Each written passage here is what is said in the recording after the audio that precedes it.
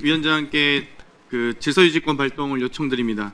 이 국회법 148조 회의 진행 방해 물건에 대한 반입 금지 조항이 있고요. 지금 그 근거로 연합뉴스 기사가 있습니다. 검찰 관봉권 띠지 유실 관련 청문회 답변 모범 답안이란 기사가 났기 때문에 김종민 수사관과 남경민 수사관의 책상 밑에 있는 이 답안에 대해서 준비해놓은 서류에 대해서 국회 경위로 하여금 이 회수하게끔 조치해 주십시오. 네, 그 답안 아까 준비한 답안 제출하십시오. 경위에게 제출해 주세요. 두 분 다 준비하셨어요? 본인이 메모지를 작성한 게 아니라 답안지를 만약 가져가서 네. 정답을 맞춰서 두 분의 답안지가 일치하는 모범 답안이라면 사전에 사건 모의 정황이 드러나는 겁니다. 그럼 바로 제출하십시오. 위원장님 경위를 통해서 행정실을 통해서 회수해 주십시오. 네, 자료. 가서 회수. 아주 중요한 자료입니다. 그 답변이 그 답안지와 일치한다면 두 분 다 위증에 사전 모의하신 겁니다. 이 답변에 대해서 아시겠습니까? 국회를 모독하신 국회 모독죄로 당연히 고발 처리할 겁니다. 어떻게 알았어? 지금 보십시오. 수사관 두 분은 대한민국 검사와 답안을 만들어 가지고 와서 그래요? 입맞춤을 하려고 하고 있고, 검사 두 분은 뒤에 잠깐 앉아 계신 사이에 두 분이 만나서 또 이 답안- 증언을 확인해. 서로 협의하고 있고, 이게 지금 검찰의 그 내용 제출한 답안지가 진짜 모습입니까? 찍힌 국민들이- 답안지와 일치하는지 Q&A인지 확인해. 검찰을 믿고 살아도 됩니까? 지금 뭐 하는 참, 거예요? 이해할 수가 없습니다. 일단 각자 자리로 돌아가십시오. 검사가 왜 그러시지? 검사가? 아니, 검사들이 왜 이러십니까? 자, 우리 수사관 두 분, 이 자료 저희가 복사해도 되겠습니까? 네. 제출하시겠어요? 네. 네, 저희가 제출 받겠습니다. 제출 받고 속기록에 남겨두겠습니다. 자, 이게 남경민 수사관 이거 작성 누가 하셨어요? 모범 답안? 모범 답안이 아니라 질의응답 예상해본 겁니다. 내용이 일치. 누가 작성하셨어요? 본인이 직접 작성. 함께 했습니다. 누구랑? 김정민 수사관과 만나서 준비했습니다. 사전 네. 모의하신 거예요? 사전에 모의하신 거네요, 그러면. 큰일 났네 저 사람들. 겁도 없네. 진술을 막 입맞춤했다고요? 검찰에서 출석 요구에도 진술을 입맞춤합니까? 장경태 의원님 마이크에 대고 말씀하십시오. 아니 두 수사관은 검찰이 진술 요구할 때도 출석 요구할 때도 입맞춤하고 가세요? 사전 모의했다고 진술하세요? 검찰 가셔서도 답안지 일치하는지 확인해 주세요. Q&A를 본인들의 지금 여기 청문회장은 본인들이 기억하는 내용을 진실로 답변하라고 있는 자리입니다. 모범 정답을 외워서 답변하는 자리도 아니고 컨닝해서 답변하는 자리도 아니라고요. 근데 그걸 사전에 모의해서 두 자료가만 일치하면 사전 모의 정황도 드러나는 겁니다. 아시겠어요? 그러면 지금까지 답변 다 허위 진술로 우리가 그러니까 신빙성이 있다고 보겠습니까? 그러니까 답변을 기억해서 한 게 아니고 지금 답안지 다 저희가 지금 속기록 다 확인할 거예요. 비교 대조해서. 근데 저 모범 답안대로 만약 답변하셨다. 그러면 사전 모의해서 실제 그 진술도 입맞춤한 거죠. 그러면 그걸 우리가 신뢰성 있게 보겠습니까? 계속 그렇게 하세요, 그럼. 네, 다시 한번 좀 정리하겠습니다. 그 검찰에서 오신 4명의 증인분들은 수사하셨잖아요. 그리고 수사에 직접 간접적으로 관여하시잖아요.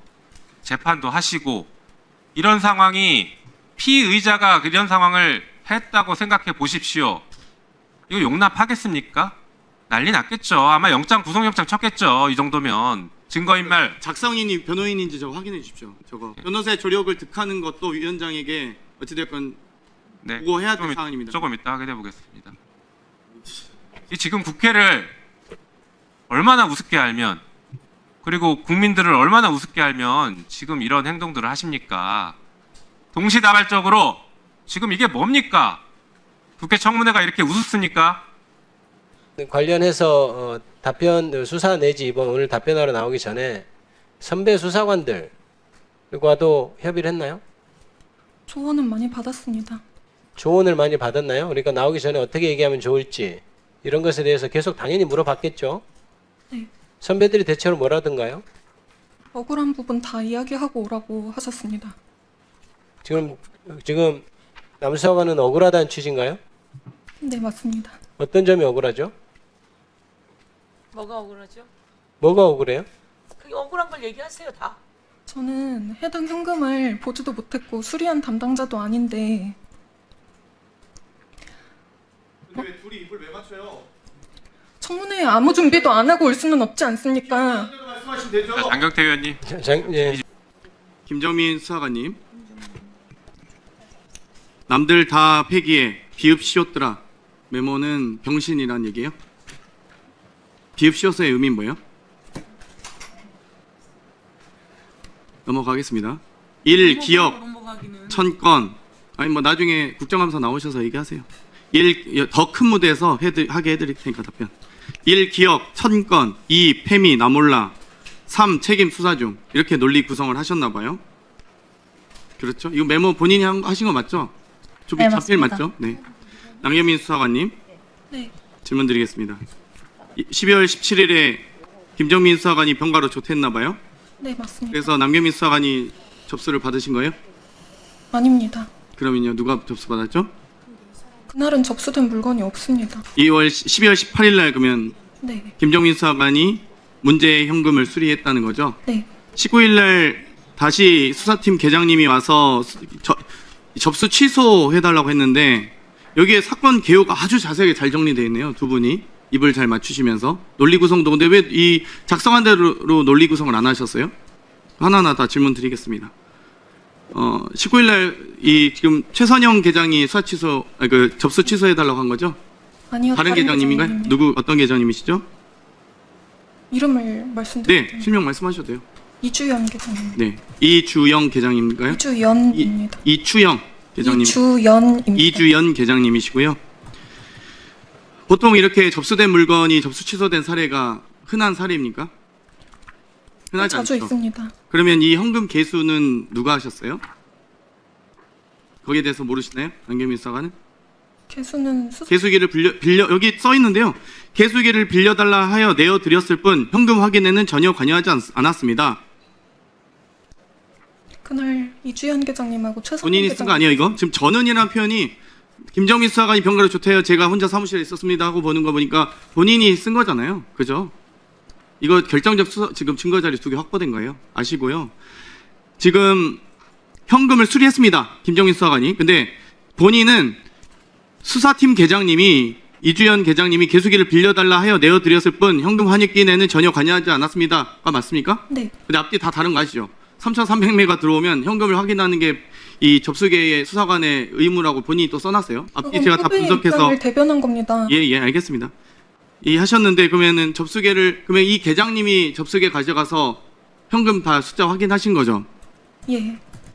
그러면 해당 현금이 관봉권임을 알았을 것이라는 주장, 이것도 개수기 빌려준 날 현금이 관봉권이라는 사실 및 사건 내용을 공유받지 못했음. 그러면 여기에 대해서 개수기와 더불어 현금도 같이 내어드린 거예요? 이제 셋이라고? 그건 아니에요? 현금은 그쪽에서 가져오셨습니다. 가지고 계신 상태에서 개수기 세는 건 못 봤어요? 그냥 옆에서 세시고 저는 제 그때 이제 업무 관봉권 이렇게 막 팩을 떼시던가요? 비닐팩을? 보지 못했습니다. 그건 못 봤고요. 네. 그냥 세는 것만 봤고요. 네. 그러면 이 해당 이주연 계장이 그러면 아마 이 관봉권 비닐팩 띠지 관봉권 수사 대상에 올라야겠네요. 네. 훼손했던. 알겠습니다. 아무튼 앞뒤가 너무 안 맞는데 자 김정민 수사관님 네. 일요일 날 만나서 하셨다고 했는데 몇 시에 만나서 두 분이서 남편분 남경민 수사관 남편이랑 있었다고 했죠? 네. 세 분이 있으셨어요? 네. 세 분이 어디서 누구 집에서 있으셨어요? 저희 집에 있었습니다. 본인 집에 있으셨고요? 그렇습니까? 네, 맞습니다. 김정민 수사관? 네. 지금 1번부터 6번 구성을 잘 하셨어요. 1번 띠지 폐기, 2 기억 인지 문제, 3 지시 여부, 4 책임 소재, 5 원형 보전, 6 개수. 그래서 아까 사무규칙 4조 이렇게 개수에 다 잘 써 넣으셨어요. 여기에도 지문 확인하라고 하면 다 장갑 끼고 합니다라고 다 적어 놓으셨더라고요. 잘 하셨습니다. 근데 여기에 검사는 없었습니까? 언제 말씀하시는 걸? 이 문건을 작성하는 과정에서 검사가 지시하거나 검사와 통하거나 이 내용을 컨펌 받은 적 없습니까? 아, 그 작성한 서류 말씀 이 문서요. 없습니다. 아 그래요? 자 메모 2 하루에 압수 물품이 평균 몇 개 정도 들어온지 확인 필요. 몇 건이 아니라 몇 개 정도 기준인지 얘기해 줘야. 메모 5 이걸 앞으로 빼서 압수 조서의 금액과 개수에 써져 있다는 거 먼저 언급. 이거 검사가 수사관들 지시사항 적을 때 쓰는 메모지 양식이에요. 모르세요? 저희 남편이 쓴 겁니다. 검사예요? 남편이? 아닙니다. 근데 메모지를 활용해요? 제 3자의 입장에서 남편도 보고 수사 받으셔야겠네요. 예? 그렇죠?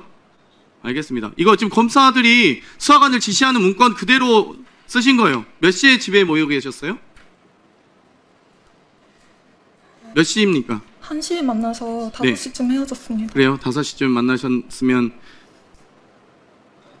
메모 1은 4시 38분에 작성됐고 메모 5는 4시 52분, 16시 52분이네요.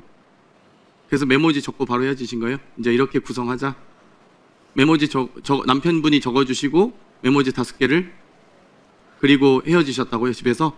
제 그러면 3자, 남편 폰까지 닿으면은 이거 통신 확인, 사실 확인 조회 해야겠네요? 제 3자 입장에서 이해가 안 가는 부분을 조언을 해준 겁니다. 그러니까 남편이 조언해준 거 검사의 지시사항이 아니라는 거잖아요. 그럼 이 문건은 위에 있는 선배 수사관이나 검사 등에게 회람된 적이 없었나요? 없었습니다. 없지. 본인들 두 분과 남편분이 3명이 쓰셔서 이걸 작성하셨다는 거군요. 전 이거 다 조사 받았으면 좋겠고 아마 차차 진실이 밝혀질 거라 봅니다. 지금 제 식구 감싸기부터 해서 논리를 많이 적어 놓으셨더라고요. 수기로도 원형 보존 원칙부터 시작해서 뭐 관여하였다 이 얘기 하셨는데 이 뒤에 쓰신 회람한 분 없다고 하셨죠? 이 번호는 4350 네이버 이메일은 누구 이메일과 번호입니까? 그거 제가 업무하면서 아니까 이거 그러니까 관계자는 아니신 거죠? 이 이메일과 핸드폰 저희 알아보긴 할 거예요. 조사는 할 건데 네, 위증 안 무근한 하셨으면 내용입니다. 해서 그냥 메모만 하신 거지 사건 관계인 아니다 네. 라는 말씀이신 거죠. 그러면 1월 9일에 띠지가 이 띠지 없어졌다 질책했던 검사 이름은 누구입니까? 최재형 검사님이 최재현 검사가 와서 최재현 검사가 원형 보존 지시를 했는데 다시 1월 9일 날 그걸 발견하고 와서 갑자기 왜 왔을까요? 1월 9일 날? 관본권 추적하신다고 영치창고에 가서 박스를 열어보셨는데 띠지가 사라져 있어서 저한테 전화를 해서 문의를 하신 겁니다. 그래서 질책을 하셨다. 그래서 앞으로는 다시는 그런 일이 없도록 했다. 관련 사무규칙도 바뀌었다라고 하셨어요. 1월 9일 날 사무규칙은 아닙니다. 최재형 검사가 와서 매뉴얼이 바뀌어서 이 일을 계기로 매뉴얼이 바뀌었다. 내부 이렇게 매뉴얼과 표현하셔서 규칙은 다릅니다. 알겠습니다.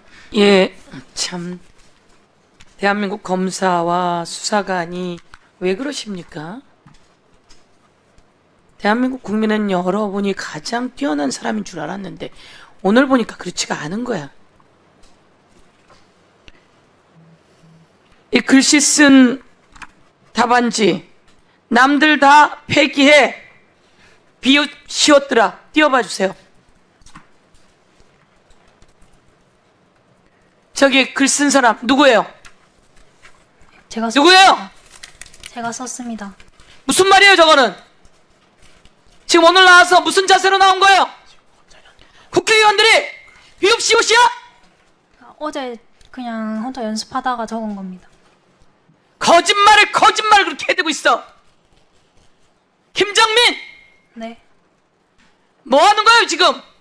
남들 다 폐기해 비웃시었더라. 그러면 관봉에 띄지 누가 폐기한 거예요? 김정민이 폐기한 거잖아. 지금 저렇게 써 있잖아요. 남들 다 폐기해 비웃시었더라. 본인이 폐기했다는 얘기 아니에요? 남들 다 폐기하듯이 나도 폐기한 거야 이렇게 써 있는 거 아니에요? 자신이 쓴 거에 다 들어있는 얘기 아니에요? 그러면 스스로 폐기한 거죠? 네, 제가 폐기했는지는 기억나지 않습니다. 이 답안지에 기억나지 않습니다 라고 써놨어요. 위증에 가중처벌에 도대체 어디서 배운 거죠? 에? 폐기를 물으면 나 몰라. 책임을 물으면 수사 중.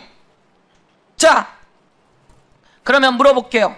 이 세는 동안 그 돈을 세는 동안 지문이 있을 거예요.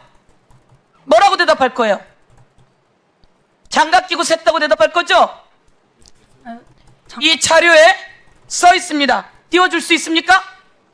저게 김정민이 지금 들고 있는 답안지에 들어있는 내용이에요. 지문 감식한다고 하였을 때도 장갑을 낀 채로 계속. 저건 다른 사건 관련된 겁니다. 이 사람아, 아니, 저거는 개수를 물어보셨. 지문 감식한다고 하였을 때 장갑을 낀 채로 개수한다. 그래서 지문 감식이 아니다 라고 답하겠다고 써 있었던 거 아니에요? 자, 이렇게 자신이 만든 자신의 답안지와 문건에 자신을 올가맬 수 있는 증거가 다 나왔습니다. 오늘 이 자리에서 증거를 인멸하고자 하고 위증하고자 하고 전체 수사를 흐리고자 하고 저 돈이 윤석열 김건희에게서 나온 돈인지 국정원이 김건희에게 갖다 준 1억 6천만 원에서 나온 돈인지 아니면 어디에서 나온 돈인지 이 돈을 수사해야 함에도 불구하고 저들에 의해서 수사가 은폐되고 조작되고 있다는 것을 다시 한번 여기서 알려주면서 저는 관본권의 수리나 폐기와 무관하고 전혀 관여한 적이 없다는 저의 입장을 소명하기 위해서 대검 감찰이 시작되고 나서 감찰 3과에서 저를 불러주시기만을 기다리고 있었는데 단 한 번도 저를 불러서 대면 조사하지 않으신 채 하루 만에 피의자로 입건되었습니다. 그 부분이 국민들께서 보시기에도 매우 불공정할 것이라고 생각이 되고 아까 압수조사와 압수물 총목록에 현금 3,300매, 5만 원권 3,300매라고 기재되어 있다고 말씀드렸었는데 거기에 비닐과 띠지와 포장을 포함한 현금 3,300매라고 기재하지 않은 것은 수사팀입니다. 압수조사와 압수물 총목록을 압수계에서 작성하지는 않습니다. 그 오해를 바로잡고 싶었고 검찰 구성원의 한 사람으로서 중요 증거가, 중요 사건의 핵심적인 증거가 사라진 것에 대해서는 깊은 사과를 드립니다. 이상입니다. 지금 검찰 대검에 수사받는 게 억울하시다는 입장이신 거죠? 혹시 대검에 수사권이 없는 거 알고 계십니까? 답변해 보십시오. 몰랐습니다. 지금 검찰청법상 부패 범죄, 경제 범죄만 수사권이 있어요. 이게 부패 범죄입니까? 경제 범죄입니까? 아닙니다. 수사권 없죠? 네. 없는 수사권으로 수사 받으시니까 억울하시죠? 네. 경찰이 수사해야 될 것 같지 않습니까? 답변해 보십시오. 수사권이 있는 경찰이 수사해야 되는 거 아닐까요? 차라리 그랬으면 좋겠습니다. 네. 자, 김정민 수사관 네. 마무리 발언하십시오. 네, 저 검사실과 저희 압수계 간에 의견 차이가 있었는데도 그 사실관계를 명확히 바로잡지 않고도 저희를 입건하여 수사를 하고 있습니다. 지시를 받지 않았는데도 지시를 했다고 저쪽에선 주장하는데 그 사실관계가 비로소 밝혀졌으면 좋겠습니다. 하나 여쭤보고 싶은 거는 246만 명이 투약 가능한 2,200억 원어치를 수사해서 압수했다 이런 거죠? 네, 그렇습니다. 상조도 부족한데 왜 수사에서 손을 떼게 한 거죠? 이게 지금 정권 핵심부로 가는 수사 초기 단계였거든요. 그러니까 수사 초기 단계에서 마약 게이트 수사 초기 단계에서 제가 외압을 당했고 모든 권력기관 대통령실 합세해서 저를 비박하고 그다음에 고발 사주 얘기 손준성 검사 고발 사주 했지만 저도 고발 사주 당해서 모해 무고로 감찰 조사 받고 그걸 근거로 해서 수사권 박탈당해서 쫓겨났지만 제가 수사 초기 단계에서 쫓겨났기 때문에 저를 제 자리로 수사 초기 단계 그 자리로 돌려달라 이렇게 국민의 대표이신 국회의원 여러분께 간청을 드립니다. 예. 246만 명이 투약 가능한 2,200억 원어치를 압수했다는 것은 246만 명을 구했다는 소리입니다. 고맙습니다. 246만 명을 구했고 거기에서 용산이 개입하지 않았다면 훨씬 더 많은 마약을 압수했고 훨씬 더 많은 사람들을 구했고 그리고 그 조직이 용산으로 가는 길목까지 찾아서 그 조직을 뿌리 뽑을 수 있었다. 저는 이렇게 생각하는데 다시 돌아간다면 그 조직의 뿌리를 뽑아낼 수 있습니까? 당연한 말씀입니다. 이 마약 수사야말로 공익을 실현하고 인권을 보호하는 바로 그 지점입니다. 국민의 생명과 건강이 이 마약에 달려 있는 것입니다. 안보도 달려 있습니다. 나라가 달려 있습니다. 아주 어렵고 힘든 일을 했는데요. 심우정 검찰총장, 우리 수사할 때 그 처음 마약 사건이 밝혀질 때 인천지검장이었죠. 네, 인천지검. 그리고 이 내용은 인천 세관과 연루되어 있죠. 네, 그렇습니다. 제가 행안위원장도 했고 기재위도 했기 때문에 인천 세관의 검색대도 전부 다 체크했습니다. 그런데 이 검색대를 제대로 통과하지 않고 마약을 온몸에 칭칭 감아서 들어오는 마약쟁이들, 이 마약쟁이들을 인천지검이 적발했는데도 불구하고 다시 출국시켰던 거 아닙니까? 그렇습니다. 4명이 들어왔는데 1명을 검거했고요. 3명이 달아난 사실을 확인하고 인천지검에서 강력부에서 추적 수사를 하다가 어느 순간 멈춰버렸죠. 그게 세관 직원들이 말레이시아 조직원들을 빼냈다고 확인되는 그 순간이었습니다. 그렇습니다.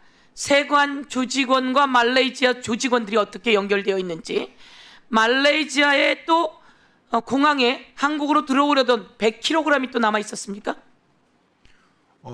100kg은 제가 수사를 하면서 피의자들의 위챗 대화방을 통해서 제가 확인을 한 거고요.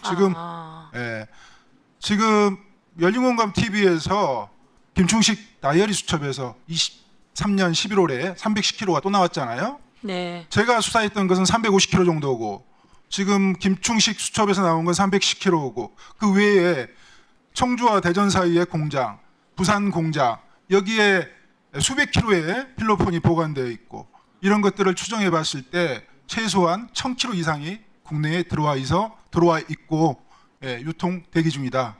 큰일 난다.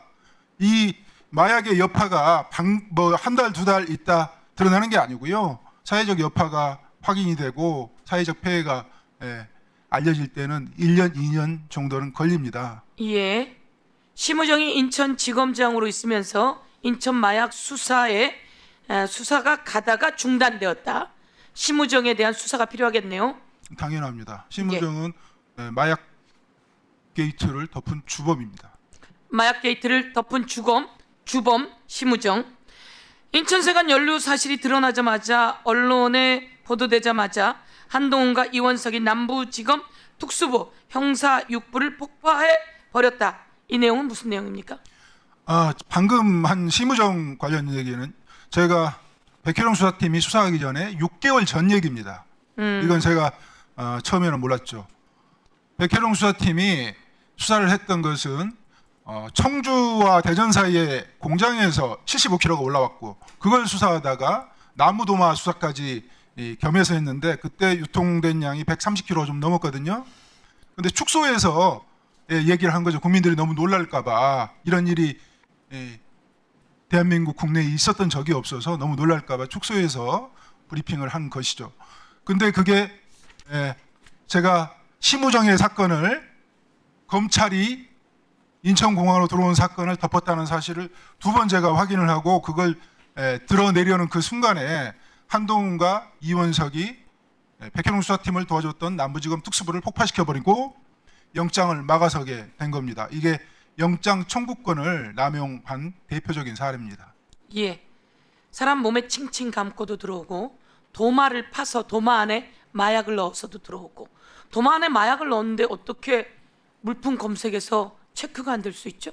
항공화물은 100% 엑스레이 검색대를 통과한다고 생각하시면 되는데요. 나무도마는 동네 마트 가면 4,000원 주면 삽니다. 근데 항공화물 운송료가 1kg에 4만 원에 육박합니다. 그러니까 4,000원짜리를 4만 원 주고 말레이시아에서 수입을 하는 거죠.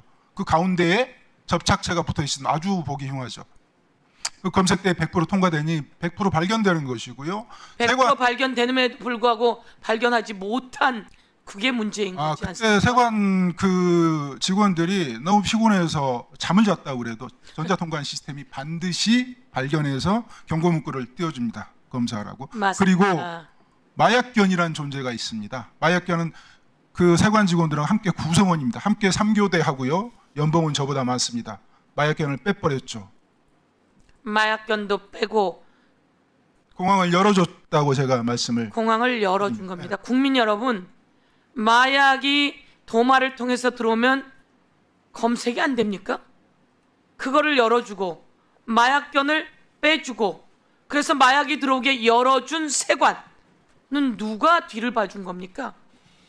그 뒤를 봐주는 작자들이 당시에 용산이었고 용산에서 관심이 많고 그래서 확실하게 도와주던 경찰서장이 변심해버리고 그리고 대통령실로 승진해서 가고 온갖 조직이 백혜룡 경정의 수사팀을 해체하고 좌천시키고 이 과정에 검찰만 있는 게 아니라는 거죠. 그렇습니다. 우리가 권력기관의 대형, 우리가 검찰공화국 그러면 검찰 떠올리는데 정보 권력기관의 대형이 있습니다. 감시자로서 국정원이 있죠. 국정원이 열어준 겁니다. 공항을. 마무리 말씀해 주시고 예 맞습니다. 예. 네, 제가 발언 기회를 주셔서 감사하다는 말씀드리고요. 이 마약 게이트는 이렇게 보셔야 됩니다. 대통령 내외가 마약 수입을 했다, 마약 독점 사업을 했다. 지금 어떻습니까? 내란을 경험하고 나니 있을 수 있다는 생각이 들지 않습니까? 자, 내란을 하려면 가장 중요한 게 인적 구성이지만 또 두 번째로 중요한 게 똑같이 중요한 게 내란을 수행할 수 있는 운영 자금이죠. 내란을 수행하는 운영 자금이 합법적으로 마련될 수 있겠습니까? 대한민국에는 5만 원권이 지하에 엄청나게 숨어 있습니다. 그 5만 원권을 모을 수 있는 게 바로 대한민국에서 필로폰입니다. 이 사실은 특수부 검사들, 강력부 검사들 거기서 나와서 변호 활동하는 마약 사건의 변호 활동하는 변호인들은 누구나 상식적으로 알고 있는 내용입니다. 일본은 야쿠자들이 금을 좋아합니다. 그래서 금을 운영자금으로 금을 모으고요. 한국은 이 5만 원권을 지하에 경계에 있는 5만 원권을 필로폰으로 모읍니다. 최고 권력자가 5조 원을 국세에서 빼는 것은 쉽습니다. 그러나 그것의 10분의 1을 5천억을 현금으로 만드는 것은 불가능합니다. 그러나 그걸 가능하게 하는 게 있습니다. 그게 마약입니다. 저는 이 마약 게이트에서 내란의 운영 준비 자금으로 이 마약 독점 사업을 했다고 확신하고 있는 사람이고요. 게다가 나아가서 만약에 국민의힘에서 4.10 총선에서 어느 정도 의석수만 확보했다면 이 마약으로도 1차 계엄이 가능했을 거라고 저는 그렇게 판단하고 있습니다. 그게 우리가 보았던 윤석열, 김건희 공동정부의 민낯이었습니다. 그 7시간 37분이라는 당시 기무 이희동 차장검사가 뭐라고 얘기했느냐 혹은 회유 협박했느냐 뭐 이런 것들도 중요하지만 이제 본질적으로 고발 사주 사건이라는 것이 당시에 발생했고 그다음에 손준성 검사가 기소가 됐고 기소된 이후에 또 검사장까지 승진했었죠. 네. 예. 이런 사안들이 발생했고 고발 사주 내용을 보면 윤석열과 김건희를 옹호하는 내용들. 거기에 특히 김건희는 주가 조작을 하지 않았는데 마치 누구누구가 주가 조작을 했다고 거짓말하더라. 허위사실 유포다. 명예훼손을 했다. 이것이 고발사주 고발장의 내용이거든요. 자, 이런 것들을 보면 사실 검찰에서 고발장이 만들어져서 고발을 누군가에게 해달라고 하고 그것이 총선 전에 총선 무렵에 이뤄진 이런 일련의 행위들이 범죄이고 매우 잘못된 건 맞죠. 그런데 더 본질적으로 구조적으로 이게 수사권, 기소권 같이 있으니까 가능한 거 아닐까요? 거기에 대해서 좀 설명을 해주시면 좋겠습니다. 지금 고발사주보다 사실 제가 들으면서 오늘 관본권 관련해서 얘기를 들은 걸 예로 드는 게 더 나을 것 같습니다. 바로 생생하게 들으신 것 같아서. 네. 지금 일단 이제 관본권 사건을 이게 이제 기억하시겠지만 저도 이제 뉴스에서 봤는데 보자마자 모든 국민들이 경악을 했습니다. 아니 이게 없어졌다고? 그러니까 사실 이게 무슨 수사 경험이 있다거나 전문가가 아니어도 바로 중요한 증거라는 걸 알 수 있는 상황이었는데 어쨌든 그걸 확인하지 못해서 지금 없앴다는 얘기를 하는 거잖아요. 근데 다 떠나서 제가 이걸 예로 드는 이유는 이렇습니다. 김정민 수사관이시죠? 김정민 수사관 입장에서 아까 이제 장영태 의원님도 그렇지만 위증이나 이런 거 경고를 하셨잖아요. 이분이 지금 누가 제일 무서울까요? 이 사건이 위증으로 되던 아니면 이게 이 없어진 것에 대해서 책임을 묻던 누가 묻든 간에 수사를 누가 합니까? 지금 검찰이 합니다. 하고 있어요, 지금. 검찰이 하고 있고요.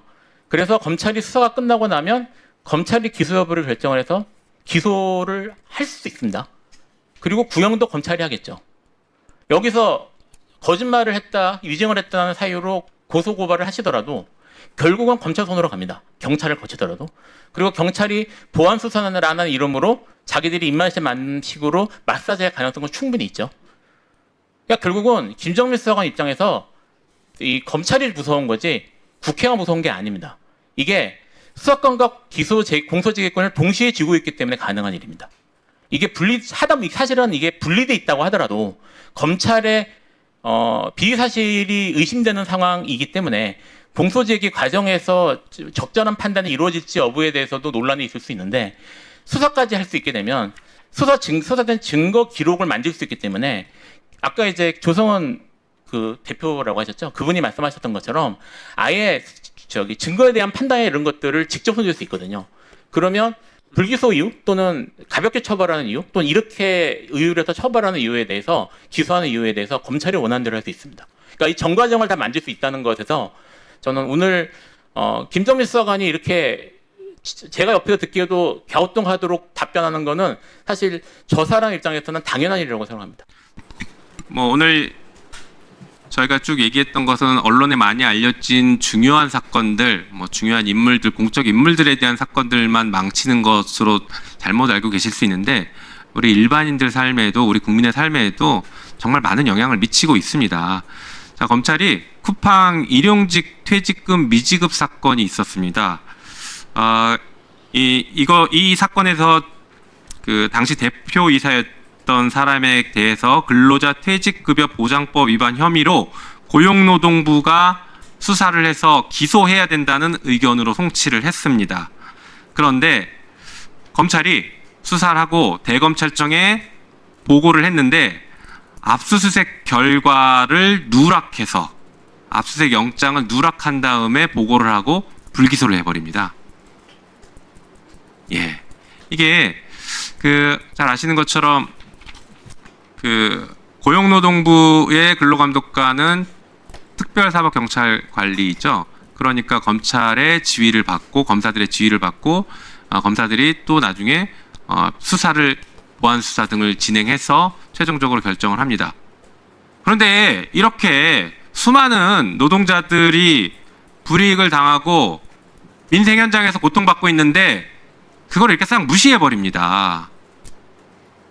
도대체 왜 그러는지 모르겠는데 또 정관 변호사 등장해서 이렇게 한 것인지 아니면 이런 기업 사주 혹은 대표이사와 밤에 만나서 술 마시고 이렇게 봐주게 한 것인지 알 수가 없습니다. 다음 한번 보여주실까요? 또 있습니다. 예, 그거 넘어가시고요. 현대제철 사건이 하나 비슷한 사례가 또 있습니다.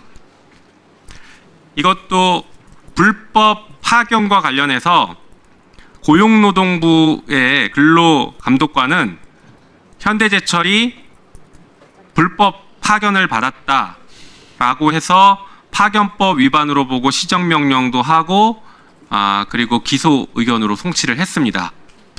그런데 검찰은 기소 못하겠다 이렇게 버티고 있어요. 하지만 법원에서는 불법 파견 맞다라고 근로감독관의 손을 들어줬습니다. 이 사건 어떻게 됐을까요? 아직도 기소를 안 하고 있습니다. 아직도. 이게 지금 대한민국 검찰의 민낯이에요. 뭐 검사가 수사 안 하면 대한민국 망할 것처럼 계속 얘기하는데 검사가 수사하니까 대한민국이 다 망해가고 있습니다. 민생이 다 망가지고 있어요. 이런 것들을 어떻게 책임질 것인지 굉장히 심각합니다. 자, 김필성 변호사님 전문가로서 이런 내용에 대해서 한마디 코멘트 해주시고 마무리하시면 좋겠습니다. 검찰 개혁이 사실 반대하는 쪽에서는 민생 문제가 아니라 몇몇 정치인들 간의 문제라고 생각을 합니다. 이게 이제 대부분의 경우는 그런 사건들이 언론에 주로 나오기 때문이고요. 그리고 검찰 수사를 겪어볼 만한 경험을 해본 분들이 많지 않기 때문인데 제가 이제 재심 사건도 여러 번 해봤고요. 지금도 하고 있는 게 있고 이런 사건들도 그렇지만 실제로 검찰 수사를 겪어본 사람들은 이게 민생 문제라는 걸 모두 실감합니다. 그러니까 결국은 검사가 입맛대로 하고 자의적으로 수사를 하고 하는 일들 때문에 검찰 쪽에서 전혀 문제 없다고 얘기하는 일반 형사사건 같은 경우에도 이런 일들이 벌어지고 있어요. 그런 문제가 하나 있다라는. 그래서 이게 결국은 민생 문제라는 걸 하나 또 말씀드리고 싶은 게 하나 있고요. 또 하나 연결이 되고 싶은 게 현재 지금 검찰 개혁에 대해서 논의를 하면서 검찰 쪽에서 끝까지 지키려고 하는 것 중에 하나가 특별사법경찰관 문제입니다. 특별사법경찰관 같은 경우에는 특성상 이제 전문성이 떨어지기 때문에 검찰이 봐야 된다는 주장을 하고 있는데요. 특별사법경찰관 중에 상당히 많은 부분들이 민생범죄하고 연결이 돼 있고요. 그리고 지금 예로 드시는 이런 내용들은 그런 민생문제와 직결된 특별사법경찰관이거든요. 이런 영역에서도 오히려 이렇게 주목되지 않는 영역에서 아까 위원장님 말씀하셨던 전관의 영역이나 전관의 영역 이런 것들이 더 강하게 미칠 수 있습니다. 그런 측면에서 검찰개혁에서 특별사법경찰관 문제를 어떻게 할 것인지에 대해서 좀 국회에서 심도 있게 논의해 주셨으면 좋겠는 게 바람입니다. 수사청을 행안부에 설치를 하면 행안부가 너무 비대해지고 경찰이 비대해진다라고 하는데 기본적으로 윤동호 교수님께서 아까 영장으로 통제가 가능하다. 그것을 가장 극단적으로 보여준 사례가 저는 저 사례라고 생각하거든요. 이광우, 김성훈에 대한 구속영장을 검찰이 전부 다 기각을 그동안 해왔죠. 그리고 마지막에 영장을 청구를 했습니다. 저런 사례를 보시면 경찰 혹은 중수청에 대한 통제, 수사 통제는 영장으로 통제가 가능하다. 검찰에 의한 영장 그리고 법원에 의한 영장 두 번의 통제를 통해서 가능하다고 보는데 어떻게 생각하십니까? 저는 장기적으로 검사의 그 헌법에 기존된 영장 신청 권한은 없어져야 된다고 생각합니다. 수사기관으로서 수사적인 판단, 증거수집과 사실관계를 확인해서 바로 법원에 영장을 청구할 수 있도록 하는 것이 합리적이라고 생각합니다. 이상입니다. 네, 다음 거 보여주세요. 우리가 그 충격적인 동영상을 다음 보여주세요. 자, 우리가 충격적인 영상을 보실 건데요. 저 사건, 김학의 특수강간 사건이죠. 저 사건에 대해서 경찰은 무슨 의견으로 송치했는지 아시겠어요? 기소 의견으로 송치했습니다. 기소. 그런데 김학의 모르겠다고, 김학의 아니라고 검찰이 민기적거리다가 보완 수사를 했어요. 열심히 보완 수사를 했습니다, 검찰이. 무혐의 결론 냈습니다. 무혐의. 저 김학의가 동영상에 김학의라고 법원에서 판단해줬습니다. 검찰의 보완 수사권 인정을 해야 된다고 주장하시는 분들, 검사만이 수사를 해야 된다. 검사만이 보완 수사를 잘할 수 있다. 라고 주장하시는 분들, 한동수 변호사님, 저 사건 아시죠? 네. 검찰의 보완 수사권 주장에 대해서 어떻게 생각하십니까? 네, 보안 수사 자체는 그 말씀하신 대로 그 경찰의 보안 수사 자체에 필요한 경우는 발생할 수 있죠. 영장 청구나 기소. 다만 지금까지 검사의 보안 수사를 그 빙자한 여러 가지 사건의 불공정한 처리들이 상당수 존재해 왔던 것은 부인할 수 없는 역사적 사실입니다. 보완 수사는 필요할 수 있습니다. 그 보완 수사는 보완 수사 요구를 통해서 형사소송법에 규정된 보완 수사 요구를 통해서 충분히 가능함에도 불구하고 검사만이 보완 수사를 잘할 수 있다라고 하는 주장을 지금도 하고 있고, 오늘 대검 차장이 공청회가 열리는 이 와중에도 왜 개혁의 대상이 보완 수사가 없는하면서 어디 가서 밖에 나가서 전했는지 모르겠거든요. 법무부 차관님, 대검 차장의 부적절한 저런 발언에 대해서 조치를 검토해 주시기 바랍니다.